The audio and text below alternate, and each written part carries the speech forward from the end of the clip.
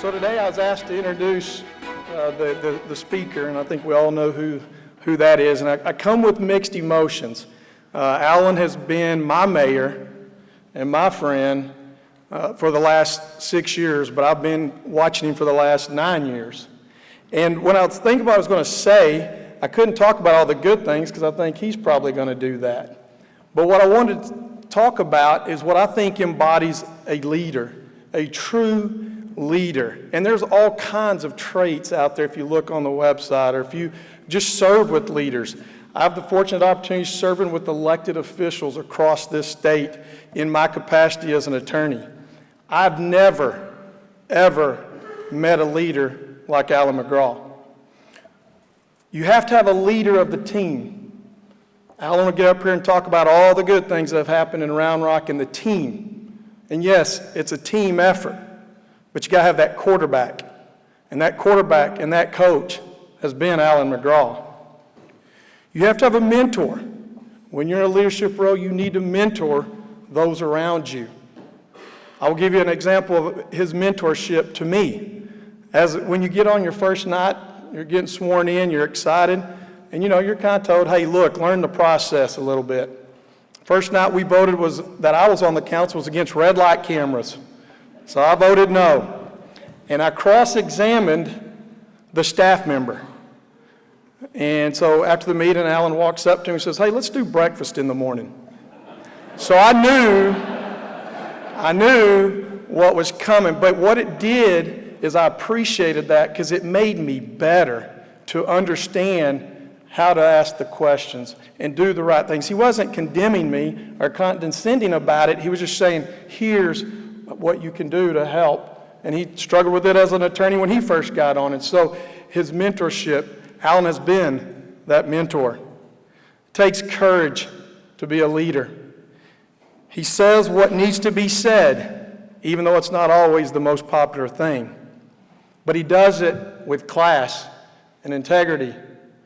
And so he's that leader with courage that we've had. He has the temperament of a leader. You can't be on the dais when people are throwing comments at you during the comment section or on a hot zoning issue and they're attacking the mayor and the city council. He's never been disrespectful. He's had that temperament. He's never governed by emotion. You have to be responsible and accountable. I know over his 15-year period, there's been some times when there's been some tough decisions. And maybe they weren't the right decisions, but he was accountable and he was responsible. Most of all, service above self and humility. Alan's one of the most humble people I know. He's given 15 years of his life to this city at the expense, I would say, of Kathy and Chase and Paige. You're away from your family. And I'll quote, there are no office hours for leaders. This man has left a city council meeting at 10 or 11 o'clock at night to go back to work because he had to make his living. And lastly, you got to be compassionate. Alan's one of the most compassionate men I know. Again, he can say what needs to be said. Not everybody agrees, but he's always been a compassionate leader. I met someone the other day that said, oh yeah, I just met Mayor McGraw. He's really a nice, humbled guy. Never met Alan before. That's just someone off the street that Alan met. And I'll end with this quote, and this I think sums up Alan more than anything. People buy into the leader before they buy into the vision. And I believe this more than anything with him.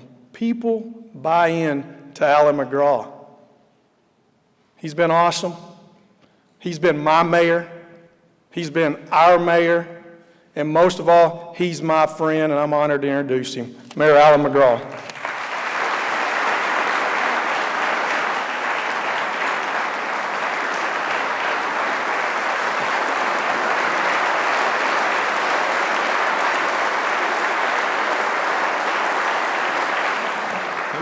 Wait to see what I have to say first. You know, the funniest thing about this whole event is that there's a table full of preachers and they're all in the back of the church. All you preachers wave back there. I'm not making this up. They really are in the very back of the church. You know, without a doubt, this was the most difficult State of the City speech that I had to write. And as I look back, and I mean way back, there's just too much I could say. Too much to mention. There's too many people to acknowledge, too many people to thank. Craig, thank you for that wonderful introduction. But it really has not been about me. It really has been everybody else. You know, because this is my farewell speech, it will be naturally a bit reflective. It's not really my place anymore to lay out goals for the future. That's for the future leaders to do that. But since it's my last opportunity with this platform, I can't help but look towards the future and offer my thoughts on Round Rock's continued success. And let's start with today. I believe that the state of our city today is that it is exceptional and it is balanced. And you might even say it's exceptionally balanced. And to illustrate that, let's look at some of the recognitions that we've recently received. One of the safest cities, one of the best cities to buy a home, one of the best cities to raise a family, one of the best cities to live, one of the best cities for millennials, and one of the best places to retire. One of the lowest cost of livings, one of the healthiest cities, one of the best cities to live the American dream, one of the best public school systems, and the best minor league baseball town. And remember, we've been receiving these recognitions for years. Round Rock has been receiving that safest city designation for really as long as I can remember. And way back in 2007, it was one of the best communities for young people. And in 2008, Money Magazine chose Round Rock as one of the best places to live. It was later the #1 Texas city to get the biggest bang for your buck. In 2010, Family Circle magazine ranked Round Rock as a top 10 city for families to live.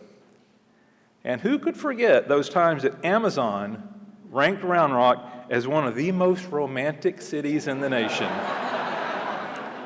If you recall, that was based on the sales of romantic novels, Barry White albums, and sexual wellness products, whatever that means.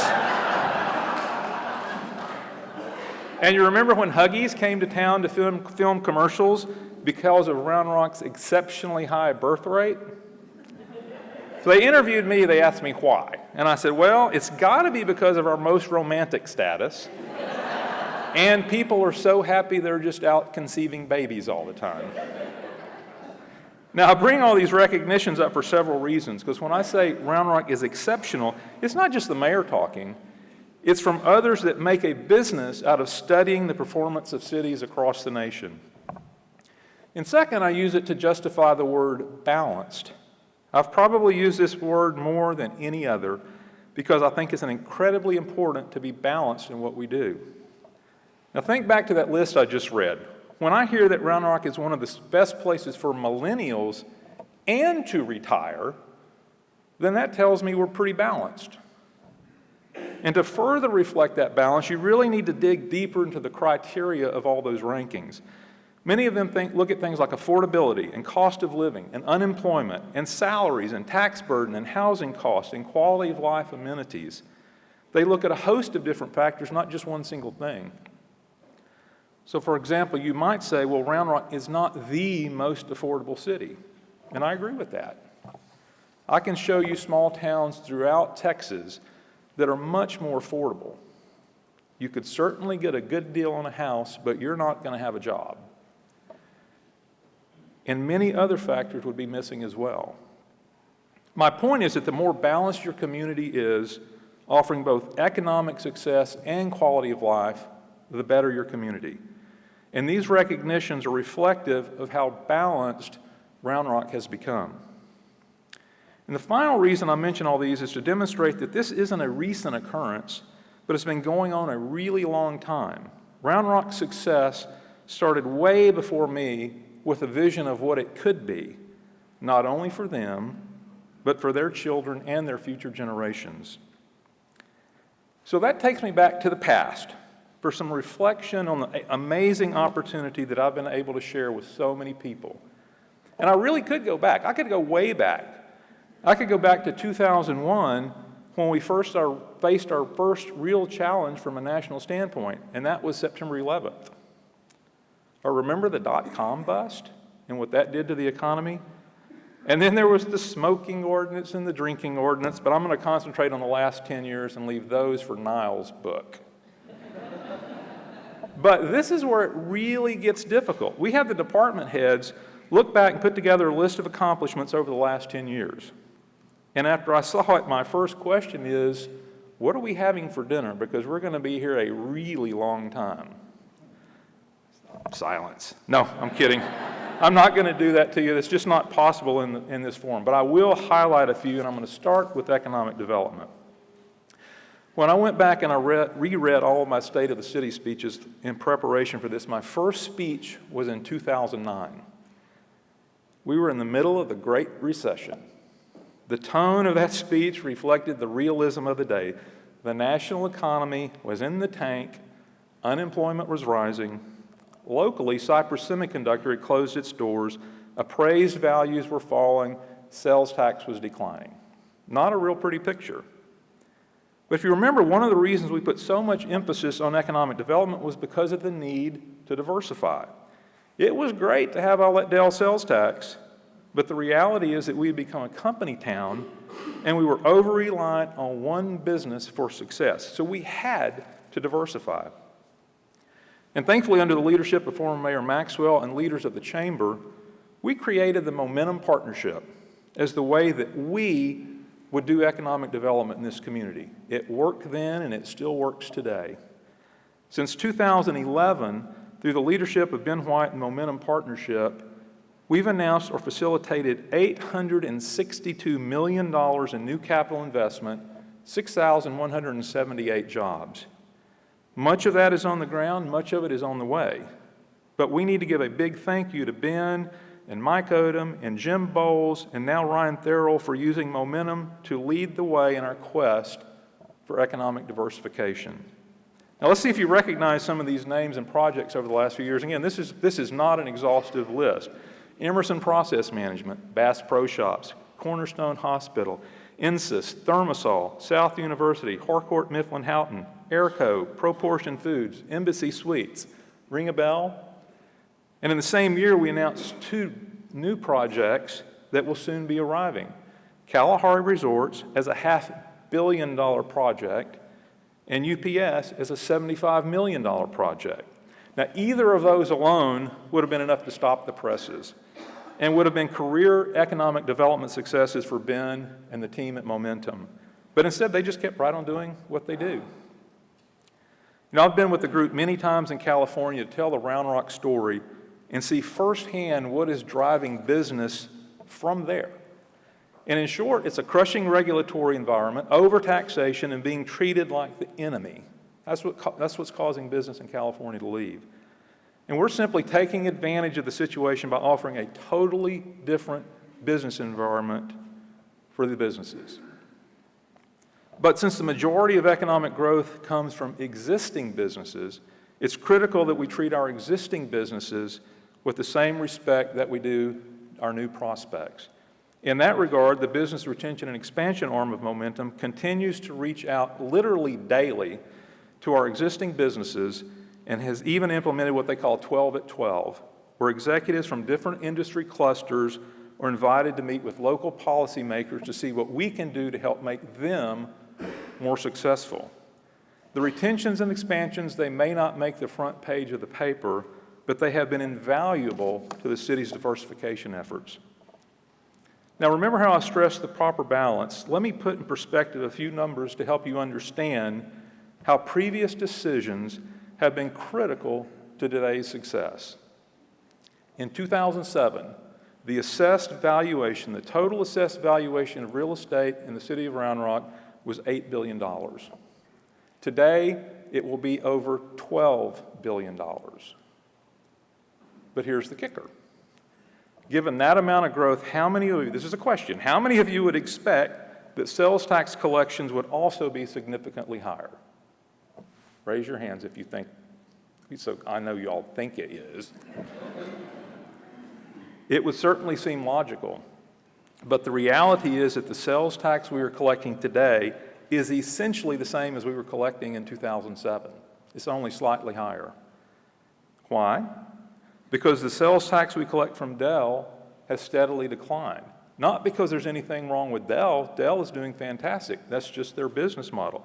It reached a high in 2006 when we collected $14.5 million in sales tax from Dell.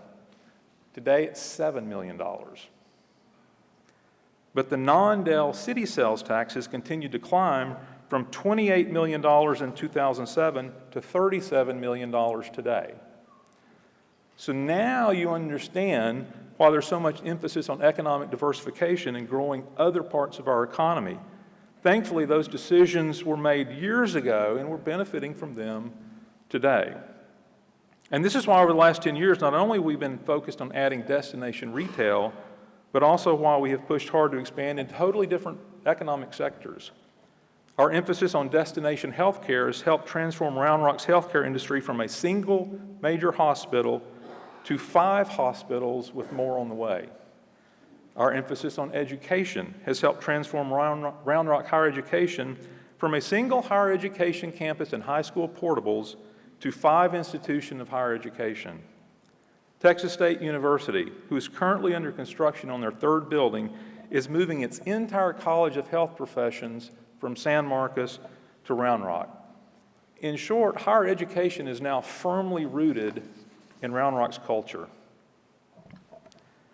Now, I mentioned earlier about the need to offer a different business environment, one that treats business as a needed partner rather than the enemy like you see in California. To that end, I think one of the most important things we did as a city is adopt the development philosophy statement and create a true one-stop shop where decisions could ultimately be made by one person. The development philosophy statement was a simple yet highly effective tool. It was important that the council's philosophy and expectations be communicated to and accepted by all levels of the city. The guiding principle of making it happen transformed the culture of the city and has been the key to furthering our economic goals. Now, obviously, the answer is not always yes when it comes to development. It can't be. But the attitude and willingness to work with the development community as opposed to against them has been critical. Now, there's another element of economic development that could only be classified as the fun side of economic development, and that's our Sports Capital of Texas tourism effort. When we looked at potential for tourism in Round Rock, it became obvious that the niche that set us apart from everybody else was sports and youth. The Dell Diamond had already opened to huge success in the community, bringing the Round Rock Express. We didn't have lakes, we didn't have mountains, but what we did have was youth sports. The only problem was that our facilities were subpar. And for any of you that remember them, subpar was probably an overcharacterization of what they really were. Old Settlers Park provided great potential, it just needed a facelift. So the council embarked on the redevelopment of the ball fields, and the result was overwhelming. With Nancy Yon leading the charge on sports tourism, we began claiming that brand. The biggest problem was not lack of interest, but too much interest. There was more demand for the fields than the fields could physically support. Of course, one might ask, why tourism, and in this case, sports tourism, why is that such a good thing? And the answer is it's just a pure form of economic development, one where people come to town, they shop, they dine, they leave their money, and then they go home. And the demand from services from police, fire, library, very minimal. So following the success of Old Settlers Park, we realized we're leaving a lot of potential on the table because we don't have an indoor facility. So in typical Round Rock fashion, everyone went to work to make indoor venue a reality. And the result was the Round Rock Sports Center. Its success has been almost immediate as well. And as with the ball fields, the problem has not been lack of interest, it's been too much interest. And the great part of the story of the Sports Center from the taxpayer's perspective, it's been paid for entirely with hotel, motel, and venue tax, and it is self-sufficient. Local taxpayers are not footing the bill for it, just the opposite, they're benefiting from it. And in 2013 successful bond election, there were significant funds devoted to the development of the Round Rock Multipurpose Complex at Old Settlers Park, the next big thing. The grand opening of that complex will be on May the 18th. Remember that, May the 18th. And I encourage you to take the time to go visit. Words and pictures cannot do this facility justice. With a combination of bond proceeds and hotel-motel tax, the facility will be a premier destination for sporting events.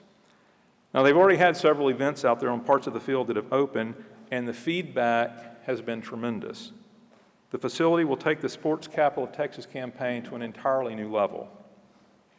And then, with the recent creation of the Sports Management and Tourism Department, we recognize further our diversification efforts with convention space that will now be provided by Kalahari and Embassy Suites.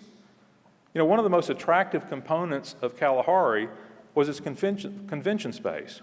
With 152,000 square feet of convention space, it will make it one of the largest in Central Texas. And to us, that's what was so attractive.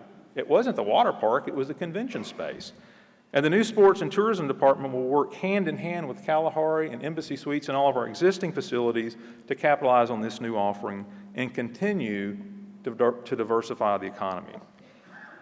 Now, when we talked earlier about the need for balance, that certainly applies to our economic development efforts. Everyone needs a job, whether it's a software engineer, manufacturing, retail.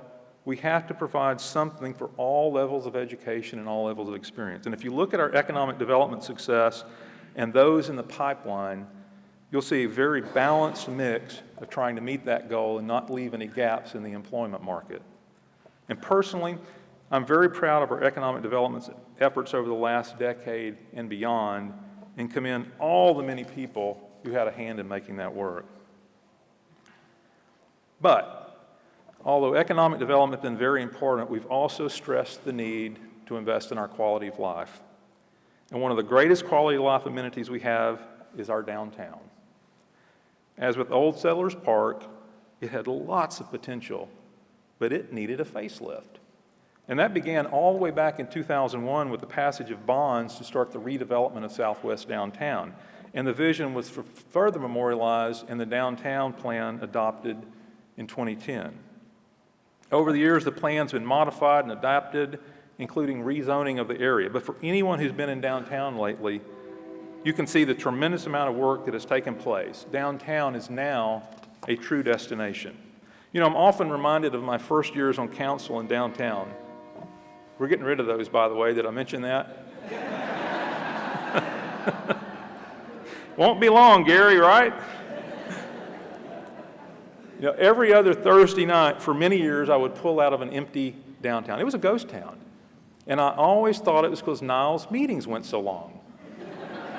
And then I just realized, no, it's just not a true destination. Today, it's sometimes difficult to find a parking place when I come to the meeting.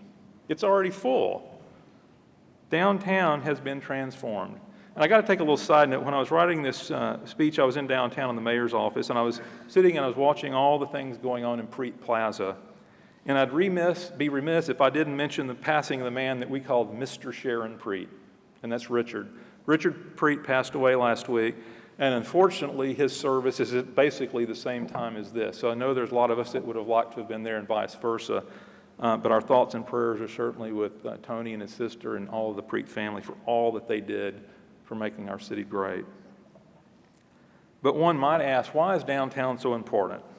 And you've heard me talk often of a Gallup study some years back that studied successful communities. It was called Soul of the Community. And what they found was that people's love and passion for their community may be a leading indicator of economic growth. The cities with the highest attachment to their community, they had a term, it called it community attachment. They also had the highest rates of GDP over time. And without going into the details again, it showed that residents who were attached to their community were much happier and much more productive. And a vibrant downtown helps accomplish this. Now, many business people have been doing a fantastic job of investing in downtown and taking advantage of the updated infrastructure provided by the city. May Street is now a completely different corridor. Traffic actually flows on May Street now. And the Immortal Tin Bridge over the railroad track now provides a fitting memorial to those young men who died 90 years ago. And it also connects us now with that history. And the former gypsum supply is ready to be transformed into an exciting townhome development, bringing residents downtown to help small businesses succeed, but at the same time help maintain that historical character of downtown. And speaking of the historical character of downtown, and just the character of downtown and what we want it to be, it was important that we preserve that character through our zoning process. Its unique history, both in events and in construction, should be reflected even into the future. But so should its character as a family destination. That's why we recently enacted limits on the number of standalone bars in the downtown area. Now trust me, when I say I've got no problem with folks coming downtown to enjoy a beverage and perhaps some music, but remember that word balance. We're trying to balance a vibrant downtown with valid concerns of surrounding neighbors and with our very marketing efforts as a family-friendly destination. If our tourism efforts and our strategic goals are trying to attract families, but the amenities we offer turn them off, then we haven't reconciled our policies. Now, downtown is certainly not complete, and you will see it being worked on as a work in progress for many years to come. But I'll conclude remarks about downtown by quoting a local Williamson County official who I just ran into this weekend. He said, "You know, your downtown is beautiful. What y'all have done with it is amazing."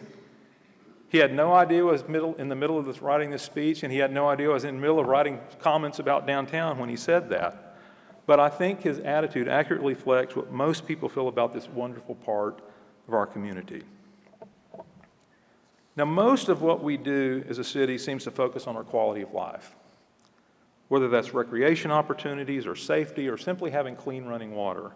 It's the city's responsibility to provide those basic services to its citizens, and over the last 10 years, I believe they have delivered over and over again.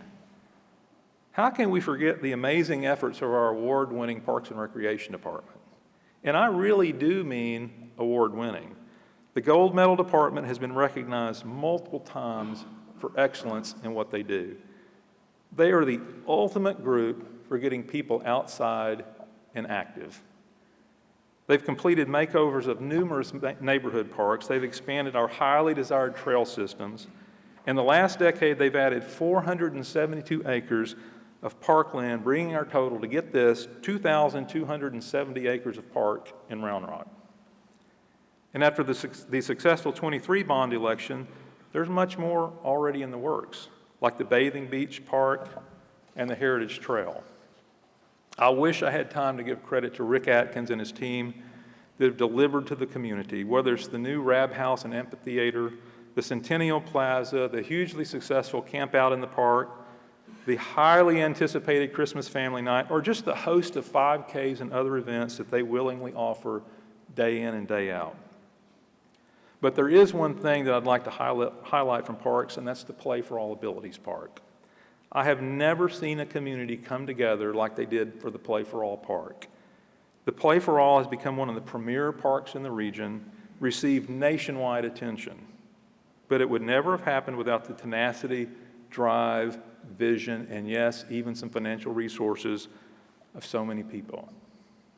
Now, as you know, it's been so successful, we've already launched Phase 2, and I think the reason for that success is that quality of life should be provided for all in the community, and we recognize that that's even for those who need a little extra help. You know, back when Niall was mayor, he had the foresight to start what he called the President's Roundtable. On a quarterly basis, he would bring together presidents of homeowners associations just to talk to about various issues affecting neighborhoods. It was a recognition that for quality of life, our neighborhoods are critically important. I continued that effort for a while, but then we actually graduated it to a higher level. We hired our first neighborhood coordinator, Joe Bream, and we essentially turned him loose. During all the strategic planning retreats that we had recognized that maintaining our neighborhoods, and especially our older ones, was critically important and deserved the focus of the city. And Joe has done an absolutely amazing job coordinating that effort with other members of the community. He basically started it from scratch.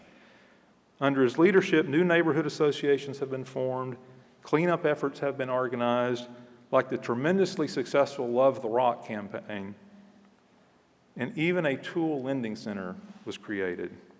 A tool lending trailer was created. And of course, everyone wants to feel safe in those neighborhoods, and that's why I continue to be so proud and supportive of our public safety efforts. Our police and fire departments are second to none, and they provide a tremendous service to the citizens. We all know Round Rock is recognized year after year as one of the safest cities in the country. That's a testament to the entire department, from the emergency call takers to the sworn officers, all the way to the chief. But it's also no secret that in other parts of the state and country, the police have literally been under siege. Round Rock, though, under the leadership of Chief Alan Banks, we've been bucking the system. Rather than antagonizing the emotional and racial divide, he's been hard at work creating relationships between our officers and the public. They established a junior police academy, which geared towards kids 9 to 16. They let them come experience firsthand the physical training of police and get a heavy dose of positive curriculum. Then another program they started in 2014 was the Cuts for Kids. Kids come get a free haircut right before school starts. It lets them interact with police officers. I even saw police officers painting fingernails. No kidding. Some of them looked like they were really enjoying it too. But last year's event drew 15,000 community members. 15,000. So while I could go on and on, the bottom line is that our police department has been committed not only to our safety, but to establishing the relationships in the community that help prevent so much conflict that you see in other cities. And of course, our other public safety providers, the men and women of the fire department, well, they've been equally busy keeping our community safe. In the last 10 years, they opened a new fire station, they relocated a station, they even split a station into two. They created a wildland fire team in recognition that much of the city is surrounded by open space and wildland. Now, the women and men of the department have not only increased their individual skills and training, but have worked very hard to increase awareness of hazards within the public. I seem to remember the video they produced of how not to fry a turkey. I'm scared to even try. In the 2013 bond, there was a provision for a joint police and fire training facility. The two departments did an amazing job of cooperating with each other, coming together, and getting that design, and it's under construction today. The result will be even better trained first responders to continue to protect our community. And while I'm on the subject of those bonds and our quality of life, we have an exceptional library. Technology has really transformed the library of today, but it's still such a needed service in a vibrant community. And following the development of the Library Master Plan, the citizens approved in 2013 a $23 million new library. The challenge we face, quite honestly, is where do we put it? Everyone's been really excited about the prospect of a state-of-the-art library, but no one wanted to build it in the wrong location. And there was really a desire to keep it in downtown if possible.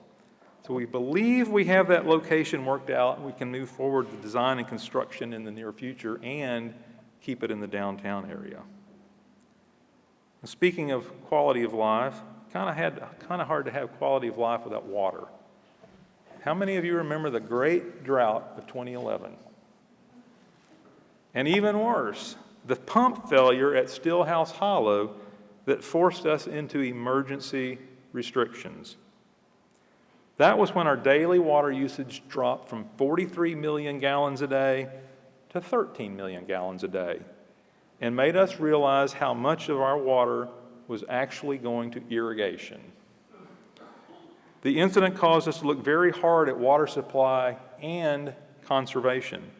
We changed landscaping ordinances to better reflect our policies on conservation, and we began converting manual read water meters to a fixed network system. By the end of this year, citizens will be able to log in and read their water usage in real time. That will be an amazing tool not only for leak detection, but to let each of us know how much water we're spending on what, and especially irrigation. And of course, in 2012, we completed the reuse water system. That allows treatment of wastewater that can then be used again for irrigation. The system serves not only Old Settlers Park, but the northeast quadrant of the city. And the result is saving millions of gallons of potable water that otherwise would literally get flushed down the drain. And of course, the Brushy Creek Regional Utility Authority was created way back in 2008 through a partnership with Cedar Park and Leander. The joint effort saved each of us millions and millions of dollars and gave us access to a new water source for the future. Now, when we talk about quality of life, the one area that we have always struggled with is traffic. Quite honestly, with all the fast growth we've experienced, it's just difficult financially and from a regulatory standpoint to keep up with demand. But that certainly hasn't kept us from moving forward and adding capacity wherever we can. And as the last years have shown us, it's not always the big projects that make the most difference. One of transportation's greatest successes, Gary, was with the addition of right turn lanes to select intersections. They are inexpensive but have a tremendous impact on traffic flow. As you travel around town, see if you remember some of these more recent projects. Chisholm Trail, remember when it was a little country road? A.W. Grimes Extension, remember when it was a little country road? Wyoming Springs Expansion, remember when it was a little country road? Redbud, remember when it was a little country road? 3406, remember when it was a dangerous road with no sidewalks or turn lane? Creek Bend Extension, remember when there was not another road across Brushy Creek? Kenny Fort, remember when it just didn't exist? I could go on and on with reflections on all these different projects, and there are many, many more that we could discuss. But there's a couple exciting projects currently underway I want to mention. One of them is the agreement we just signed with Capital Metro to start providing transit service within the city. It's a pilot program to truly gauge what the response will be.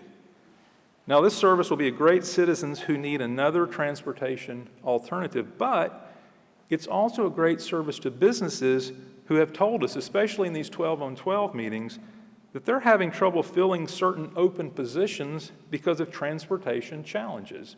This is a way that we've been listening to the businesses who've told us what they need.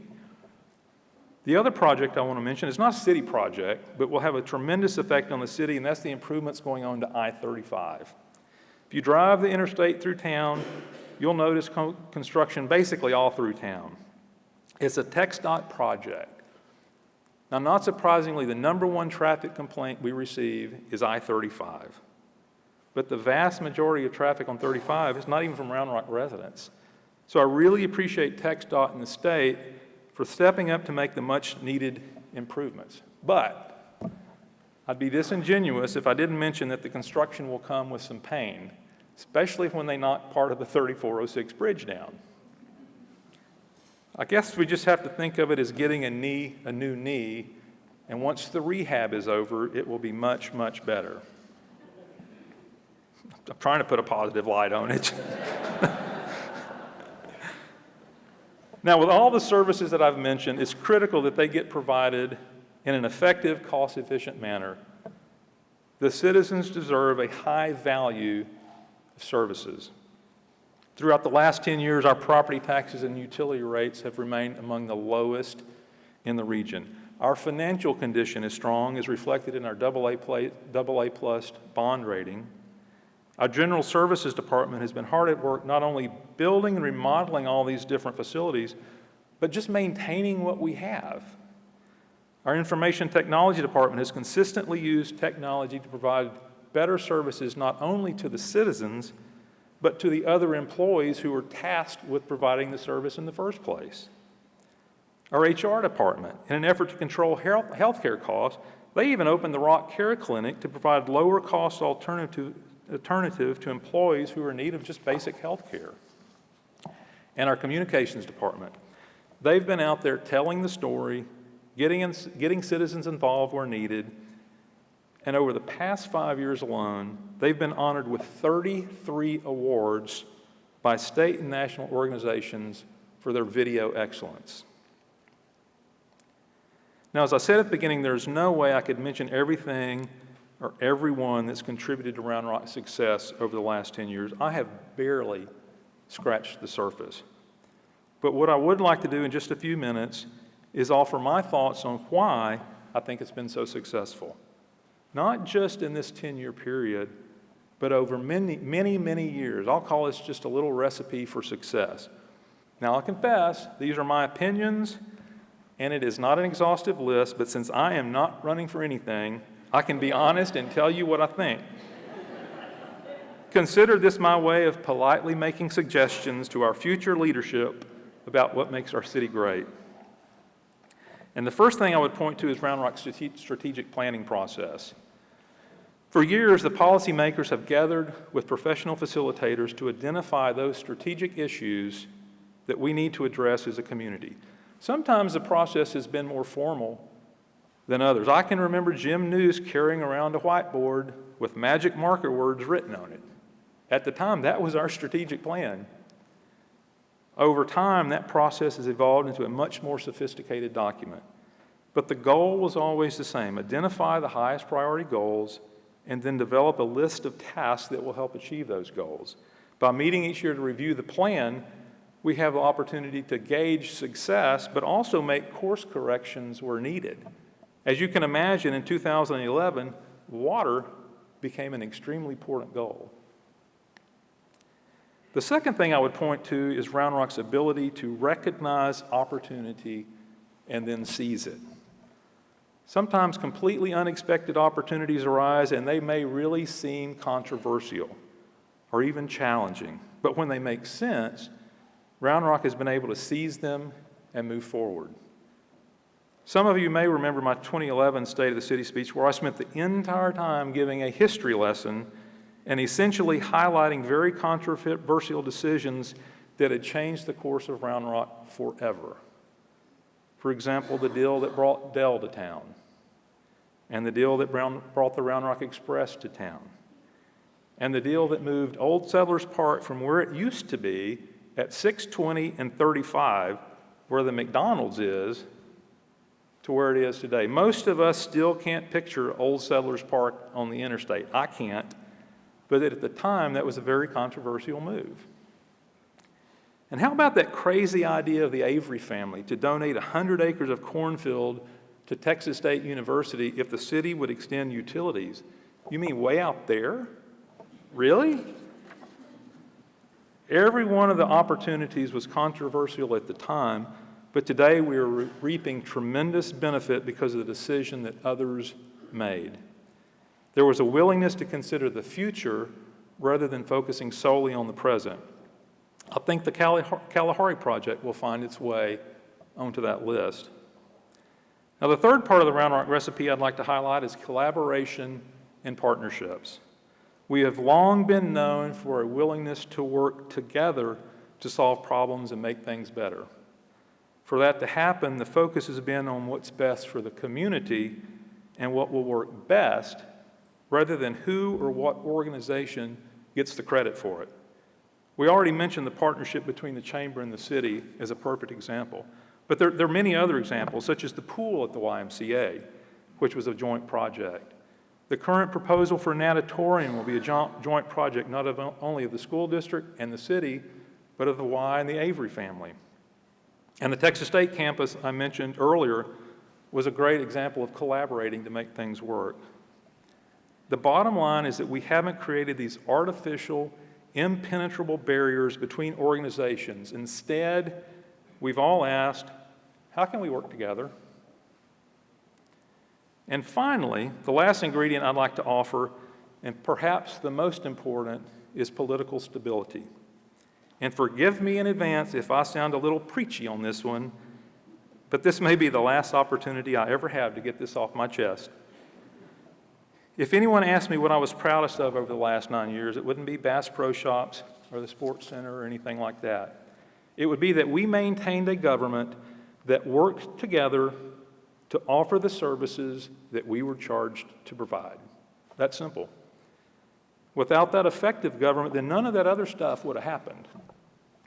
Now, let me clarify what I mean by stable government. I don't mean one where everyone agrees. In fact, disagreement, when done properly, can lead to better reasoning and better decisions. But there can become a point where blind ideology or zealousness or future ambition or allegiance to political parties can either disrupt or bring government to a halt. Quite honestly, what's going on at the state and national levels is an absolute embarrassment. If you want to see the opposite of a stable government, just look to Washington. The message is not being driven by a genuine desire to provide basic services, but by pandering to extreme ideological views, whether they be right or left, it doesn't matter. Now, in an effort to be cute, some political commentator once said, "The only thing in the center of the road is dead armadillos." It may have been cute, but it darn sure ain't true. Go drive around the hill country sometime, George. The bar ditches and other extreme parts of the right-of-way are littered with the carcasses of dead animals. You know what I see in the road? I see thousands of people driving down the road, and all they want is the stripe painted, the potholes fixed, and they want to be left alone. And to me, that's what our municipal government should be doing. Plain and simple, we are in the service business. Let's focus on the basic services we provide. Water should come from the sink. The park should be maintained. The fire department shows up when there's a fire. We don't need a human rights commission. We don't need a bathroom commission. And honestly, we don't need the political parties in municipal government. These days, they seem driven more by who gets the credit or the blame than the actual results. Now, I do believe a major component of stable government is civility.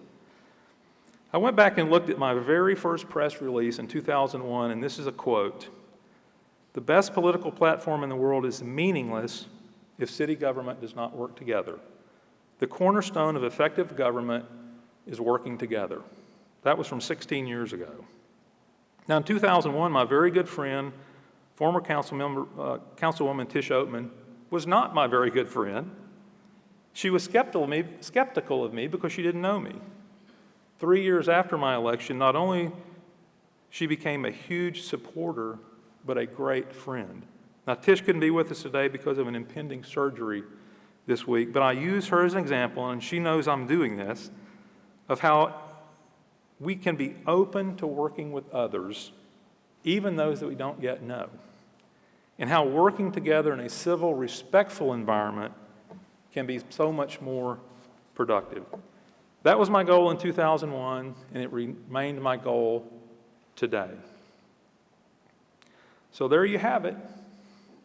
A look at today, a reflective look back, and for what it's worth, my recipe for continued success in the future. Throughout these last 16 years, I've had the extraordinary opportunity to work with some amazing people that have really touched my life. 22 mayors and council members.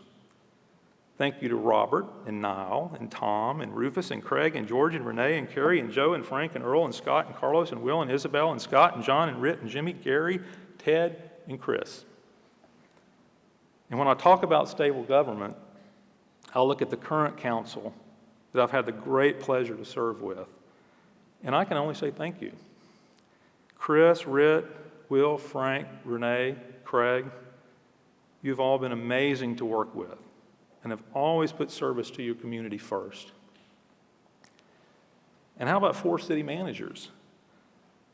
Huge thank you to Bob and Jim and Steve and Lori.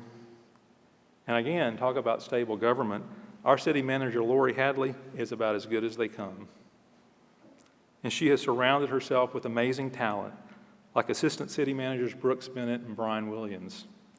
This is the team that has really implemented all that we do. And there have been countless city employees that are dedicated to what they do. And I've developed relationships with so many people I would never have had the opportunity and are far too numerous to name. I wish I could just sit up here and name all of them and say thank you. But whether it's at the chamber or the school district or all the churches throughout the region, to all of you, I can only say thank you for your friendship and for your support. Now, I'm going to give a little special thank you to all those that have helped over the years in establishing the Mayor's Prayer Breakfast. It's been a highlight of my term being able to host and participate in those events. You know, we as a city have been tremendously blessed. And it's incumbent upon us to remember where that's come from. And for the citizens of Round Rock, I hope that I haven't let you down. I hope I've left it better than when I found it. I know we haven't agreed 100% of the time on every issue, but I hope you know I've always tried to make what I thought was the right decision for the right reasons. And where I've made a mistake, and there have been mistakes, but I've tried to go back and correct it. You'll never know what an honor and privilege it has been to serve you for all these years, and I appreciate that opportunity and will be forever grateful for your trust. And finally, to my wife, Kathy, and my children, Paige and Chase. I think Paige is watching live on Facebook. Hi, Paige. I think her boss is at lunch, so it's okay. You have been the ones that have sacrificed. And you are the only ones that know exactly what my time here has cost our family. But when we drive around in the future and we watch the kids playing in the fountain and the ballparks and hiking the trails and swinging on the play-for-all, you know what? They're never going to know my name. They're never going to know your name. But they will appreciate that someone like you sacrificed to make their lives better. Like the guy said at the governor's prayer breakfast yesterday morning, you have planted shade trees that other people will get the shade from. And for that, I'm grateful for you, and I love you very much. Thank you, and thank you all for coming.